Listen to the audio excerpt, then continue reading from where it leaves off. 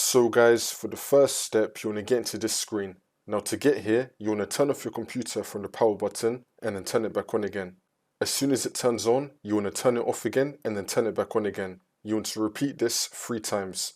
So you want to turn off your computer from the power button and then turn it back on again. As soon as it turns on, you want to turn it off again and then turn it back on again. You want to repeat this 3 times, and then on the 4th time, when you turn your computer on again, it will then take you into this screen. It's going to be saying that your PC did not start correctly. You want to click on Advanced Options. And now once to run this, you want to click on Troubleshoot, Advanced Options, and then Command Prompt.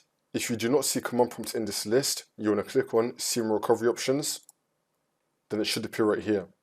So you want to click on Command Prompt, and now this will come up. We're going to type in 5 commands. The first one is going to be bootrec /fix mbr, and then click on enter. And now we're going to type in bootrec /fix boot, click on enter again. If this says access is denied, just ignore it.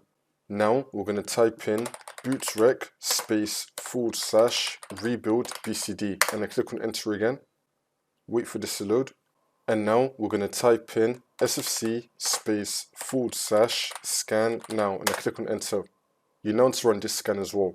Wait for this to load. I'm going to skip the video to when the scan will be fully completed. And now once that's been done, for the last one, we're going to type in chkdsk c:/f/r. If your Windows drive is a different letter than c:, then just change it to that letter. But for most of you, your Windows drive is going to be c:. So now you want to click on enter. It's now going to run this scan as well. Wait for this to load. Again, I'm going to skip the video to when the scan will be fully completed. And now once you complete all of that, for the last step, we're just going to close out of this. Now you want to continue to Windows, and then the problem should be fixed.